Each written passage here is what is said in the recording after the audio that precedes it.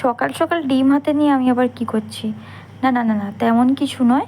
আজকে ভাবলাম যে পয়লা বৈশাখের দিনে, বছরের প্রথম দিন, একটু অন্যরকম কিছু বানাই সকালের ব্রেকফাস্টে। তো ওইদিকে আমি ইন্ডাকশানে খিচুড়ি চাপিয়েছি। রোজ দিন আমাদের রুটি সবজি হয়, যারা আমার ভিডিও রেগুলার দেখো তারা তো জানোই।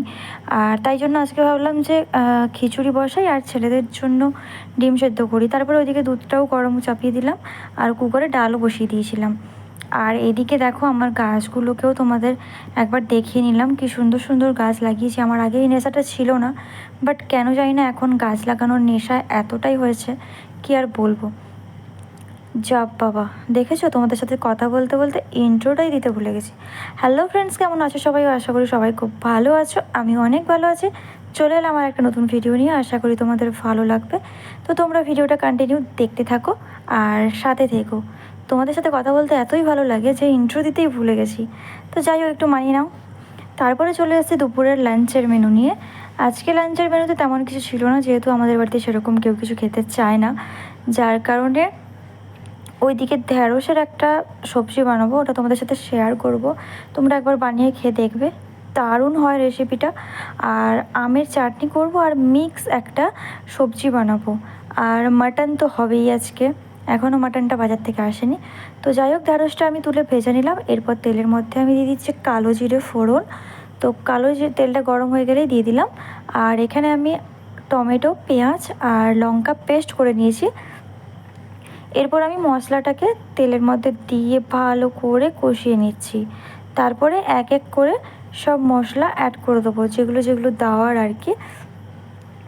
তো ফার্স্ট আমি দিয়ে দিচ্ছি লবণ, পরিমাণ মতো লবণ দিয়ে দিলাম, যেহেতু ভাজার সময় আমি লবণ অ্যাড করেছিলাম। তারপর দিয়ে দিলাম হলুদ। এরপরে দিয়ে দিচ্ছি জিরে গুঁড়ো, ধনে গুঁড়ো, আর তারপরে দিয়ে দেবো পরিমাণ মতো চিনি। এটা একটু মানে কি বলবো, খাট্টা মিঠা টাইপসের হবে। টমেটোটা একটু বেশি করে দিতে হবে, তাহলে টক মিষ্টি ঝাল তিনটে থাকবে, ব্যাপারটা জাস্ট জমে যাবে। গরম ভাতের সাথে কিন্তু দারুণ লাগে খেতে। তোমরা কিন্তু একবার বানিয়ে ট্রাই করে দেখতে পারো। তো যাই হোক, মশলাটা ভালো করে কষিয়ে নিই। ধরে বসো, পড়ে যাবে নয়তো। আস্তে আস্তে তুলবে, হ্যাঁ বলো।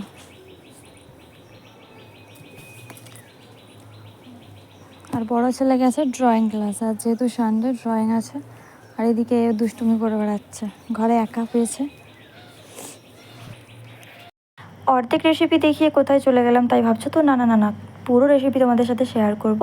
ছোটো ছেলে বায়না করছিল দোলনা তুলবে, তাই দোলনাটা নামিয়ে দিলাম।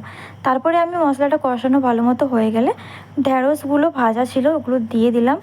এরপর এটাকেও ভালো করে নেড়ে চেড়ে ভালো করে কষিয়ে নিতে হবে। মানুষে বলে যে যত মশলা কষাবে তত তরকারির টেস্ট বেশি হয়।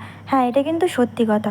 তারপর আমি সানরাইজের এই সবজি মশলাটা অ্যাড করে নিচ্ছি একটু, এতে করে একটা স্মেল আসে, খুব সুন্দর লাগে খেতে।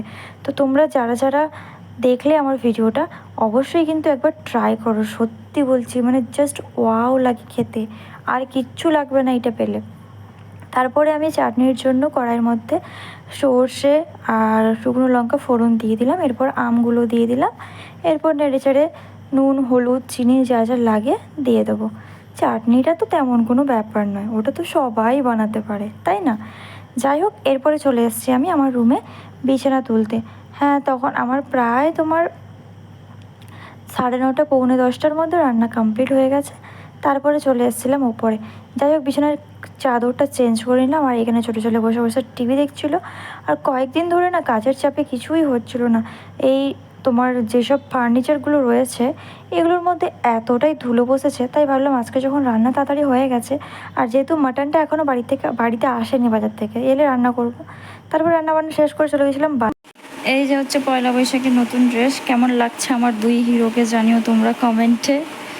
একজন খুব ক্লান্ত হয়ে গেছে ড্রয়িং করতে করতে, এই জন্য শুয়ে পড়ছে মাঝে মধ্যে। তো চলো এরপর লাঞ্চ করি। মাটন হয়েছে না, যার কারণে তাড়াতাড়ি খিদে পেয়ে গেছে। তো খাওয়া দাওয়া করি, আবার তোমাদের সাথে পরে দেখা হবে। এরপর হয়ে গেছে বিকেল, আর আমি চলে এসেছি ছাদে।